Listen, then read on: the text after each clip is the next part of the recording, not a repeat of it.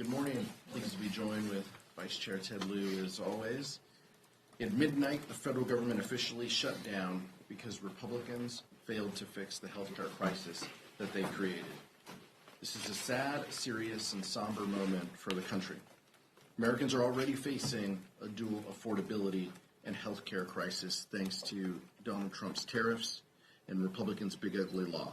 And now, because Republicans refuse to come to the table and negotiate with Democrats, Americans can suffer even more. We were elected to solve the problems of this country, not make them worse. And that's exactly what Donald Trump and his Republican henchmen are seeking to do. From the beginning of the Trump administration, Republicans have shown us that they have made their priorities clear. First, their signature legislative achievement. Republicans passed the largest cut of health care in American history, all to provide a tax benefit to corporations and billionaires. I wish that it was an exaggeration, but it's the truth. Democrats didn't greenlight this cruel, costly health care cuts, and now we continue to stand against them. Preserving and expanding access to quality, affordable care has always been House Democrats' top priority. It should come as no surprise to Republicans that we wouldn't support their agenda that dismantles health care, makes it more expensive, and puts it out of reach for hardworking families. That's why we've done everything in our power to give Republicans the opportunity to do the right thing, to join with us, to work, to collaborate, to have conversations, to have bipartisan funding bills that look out for the economic well-being of the country. We even laid out our own plan that keeps the government open while ensuring Americans could keep their health care, afford medications, and continue to see their doctors. Even as the government closes, Democrats will continue to keep fighting. I hope our Republican colleagues will finally wake up and join us. Vice Chair Ted Lieu. Thank you, Chairman Aguilar. Today is day one of the Republican shutdown. Republicans control the White House, the Senate, and the House. Democrats are here working on behalf of the American people.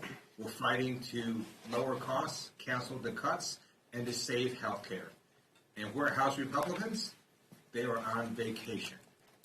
We are asking Speaker Johnson to bring back House Republicans right now so we can work together to not have this government shutdown. It is now a very bad time to have a government shutdown because we are in a very bad economy. We know that unemployment has now hit near 4-year highs. We know inflation has continued to rise this year. And we just learned today from payroll processor ADP that private sector jobs, which were expected to increase by 50,000 last month, instead decreased by 32,000.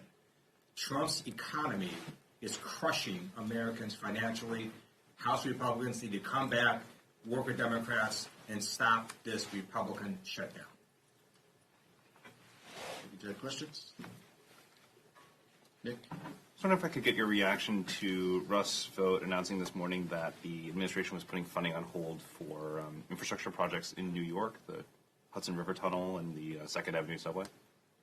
I think this is probably what they meant when Donald Trump said we're going to extract maximum pain.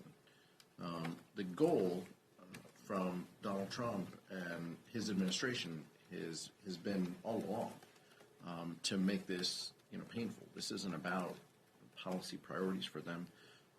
They want to send a message, and if it means hurting people in the meantime, if it means laying people off, if it means congressionally authorized and designated projects don't continue, it's clear that that's what they mean. This is probably under the headline they said will make Democrats will pay a huge price for this, right? Those are their words. So this might mean what they this might be what they mean. Look, this is shameful and it's tough, and it shows that we don't have true negotiating partners, over there. They just want to make this difficult. They've been cheering this on for months and planning for this. And it's unfortunate that this is what Russ Watt decides to do. As Chairman Aguilar said, the Trump administration is inflicting maximum pain on American people, including the people of New York and New Jersey. The people of New Jersey have a choice this November. They can support someone that is beholden to Donald Trump or not. Thank you, Mr. Chair. This is for both you and the Vice Chair. You as a defense appropriator and Mr. Lieu as a veteran, what's your response to Pete Hegseth's speech yesterday? I know that there was a lot going on with the shutdown, but obviously that has big implications. You know, even the president mentioned using American cities as military training grounds. Obviously, when the government opens, you'll have a big role in funding the Pentagon. Again, Mr. Lieu, you're a veteran. I wanted to get your thoughts on Mr. Hegseth's speech yesterday. I'll keep mine quick because I'm not the one who's worn a uniform to defend the country like the vice chair. But incredibly shameful, chaotic, unhinged, inappropriate, and if Republicans can't speak out against what they heard him say, then what are we doing here? All of those points, using service members, putting them in U.S. cities as training grounds, violating posse comitatus. I passed an amendment in appropriations this year that said funds could not be used in violation of posse comitatus.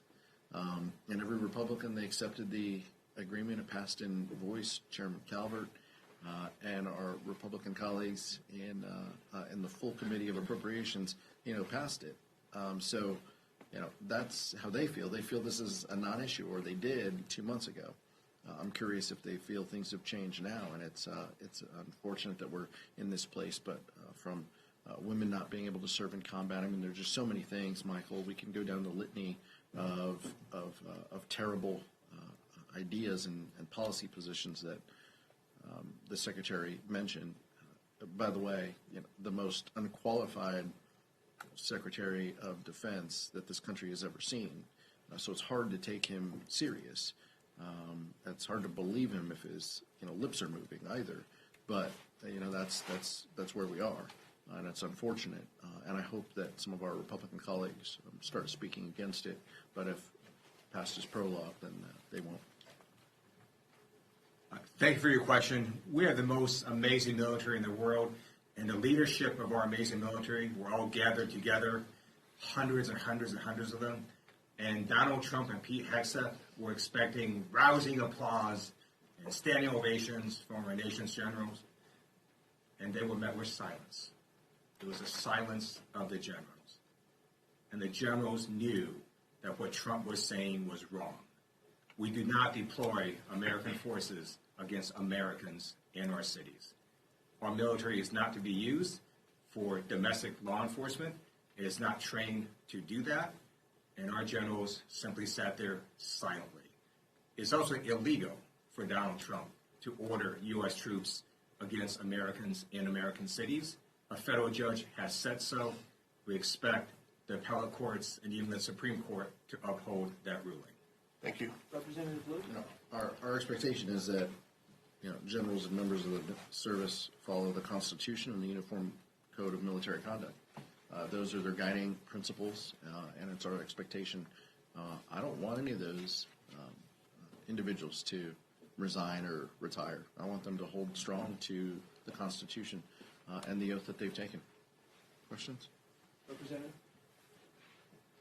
Representative, sir? I had one quick question. I'm sorry. Eleanor, did you? Oh, I didn't have my hand up. Thank you. I'm sorry. Go ahead. As I know you're asking for negotiations. That's what you want out of the Republicans. And you made pretty clear what's going to be needed with these Affordable Care Act subsidies as well as the rescissions provisions too. But are you willing to give anything up in order to get that out of this? This is on. Let me back up for those in the cheap seats and for those at home. Republicans control the Senate, the House, and the White House. They must have a plan to solve this, unless they are talking to us. I mean, if they aren't talking to us, then they must have a plan. They need Democratic votes in order to fund government. So it is on them to engage us, talk with us, show up to work, cancel your vacation, come to work, talk with us. We've been having these conversations. We've been pushing to engage since March, by the way, a CR that we didn't support as well. And we have been saying loudly that we have huge concerns from the rescissions that Donald Trump and his administration have executed to not spending resources that Democrats and Republicans have allocated. We have been telling our Republican colleagues for months these are concerns of ours. And we have told them, work with us, talk with us.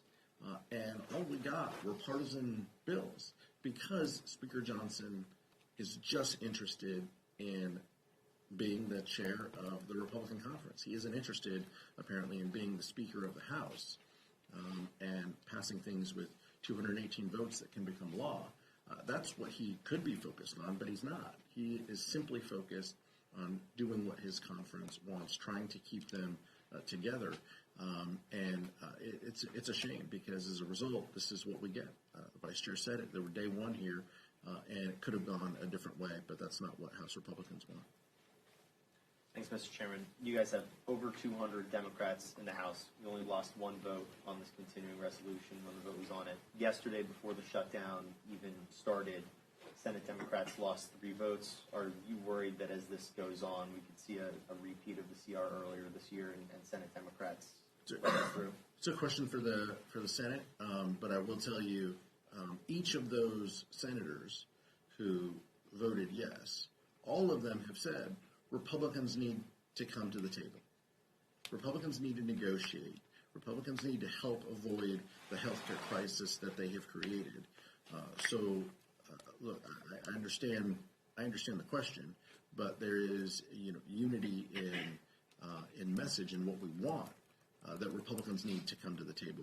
Any one of those senators would agree, and many of the senators who voted no on the CR would say the same thing.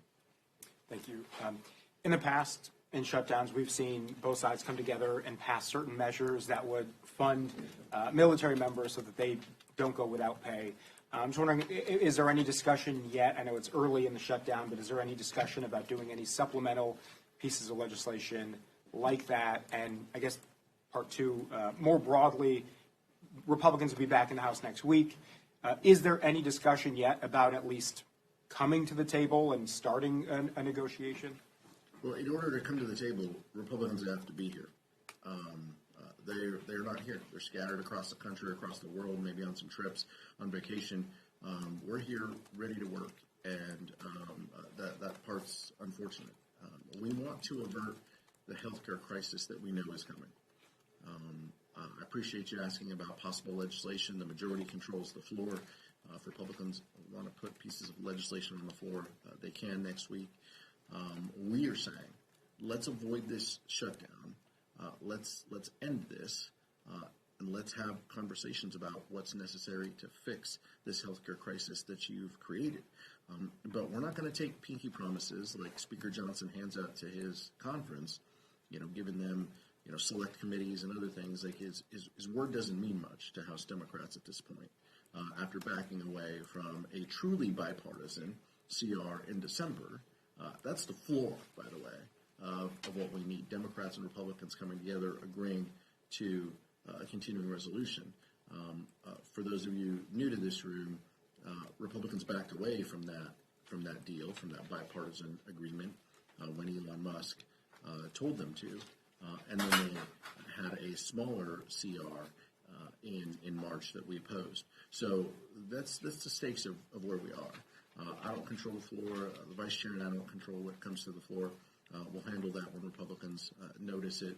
But House Democrats stand ready and willing to engage and negotiate to end this shutdown if Republicans are serious about addressing the healthcare crisis that they've created. I just wanted to get your reaction to some fellow Democrats as well as Republicans have said, like the thousands of government workers who are going to go without a paycheck, that some members of Congress should also go without a paycheck. Just wanted to see if you agree with that or what you think about that proposal. Members will make their own decisions on that. We're very mindful of how the shutdown affects government employees, people who work for the federal government, who have been furloughed, people who work here in the United States. Capitol, people who work as vendors here in the Capitol as well. We know that this is a disruption to them and their families. There's no pride, there's no glee in that. The Constitution indicates that members of Congress get paid, and so that is the current law. Some members will take other positions to have their pay set aside for a moment of time. Every member will make their own decisions. Mike? Thank you. Republican leaders are saying that they're not going to negotiate until the government is open. You're saying you're not going to open the government until they negotiate. So you guys have a real problem up here in the Capitol. With that in mind, do you see anyone in the White House, the president or anyone else, as a better negotiating partner at this point in terms of opening up the government? Even though you just said, what did you just say? We don't have true negotiating partners over there. But is there anyone in the White House who you could talk to? Yeah, I don't think there's. I think it's incredibly difficult, but I think I don't think we trust any deal without Donald Trump in the room and as part of it. House Republicans have proven, even if they agree to something, they have to go back to him to bless it. And so I don't think at this point there's a solution without a president being in the room. And I think Leader Jeffries and Leader Schumer said the same thing in the White House, or something similar to the president in the White House. And I don't think that congressional leaders can push back on that at all. It's proven time and time again to be the case. I hope we were in a different situation where we could engage in that. House Republicans have burnt through their goodwill by walking away from bipartisan deals in the past. Today was the first day that NPR and PBS were stopped receiving federal funds. What are your concerns with this lack of funding? Our concerns are the bedrock of our democracy is a free press, and that means everybody should get an opportunity to hear the news, no matter your zip code, no matter if you're in a rural community or an urban community. And many communities get their news through one or two, channels or radio stations. And in a lot of rural America, much of that is through NPR and their affiliates. So I'm less concerned with the kind of, Beltway news sphere, no disrespect to all of you, but how Americans across this country receive their news. And in many cases, there's been media consolidation and just geographic barriers to people getting their news. We need to make sure that people have fair and honest reporting so they can make a decision on what's best for them and their families and their communities. And I think the decisions that Donald Trump and House Republicans have made to eliminate that funding is wrong. I think a couple of Republicans have spoken out against it. Some have tried to strike a deal and have floated options, but to date we don't have that. And so many of these stations, I'm afraid, are going to lose funding and jeopardize the services that they provide to rural America. That's unfortunate. Thank you. Last one. What are your reactions to the tariffs on pharmaceutical drugs that take effect today? The tariffs in general that Donald Trump is put forth are terrible for our economy. I'm only pausing and withholding because if you wait a day or two, he might pull them back. Right? He might pull them back and then put them back on again, off again. It's terrible for the economy. It's terrible for the markets. But more importantly, it hurts people. It adds uncertainty to folks. It raises the cost of health care. It raises the price of prescription drugs. House Democrats have made it a priority to lower the cost of prescription drugs. That's exactly what we did when we were in control, ensuring that Medicaid has the negotiating power, Medicare has the negotiating power that the VA has in keeping the cost of prescription drugs down. That's a policy that we stand by. It's a policy we would expand if we had our options. We want to lower the cost that people pay for pharmaceuticals. What Donald Trump is doing is raising the cost that pharmaceuticals pay. that is diametrically opposed to what we want to achieve, and it's unfortunate, but it continues down the path of chaos and confusion that his administration has rained upon us for 10 months. The tariffs are making this bad economy even worse. So estimates have come out saying that the average American family is going to pay $2,500 more because of Trump's tariffs. And in terms of pharmaceuticals and healthcare, the reason that we are here today, Democrats, is we are fighting in D.C. to cancel the cuts, lower the costs, and save healthcare. So the Republicans have massively cut healthcare and Medicaid. You're going to have $500 billion cut come to Medicare if that's not fixed. You have Republicans discontinuing the tax credits for the Affordable Care Act.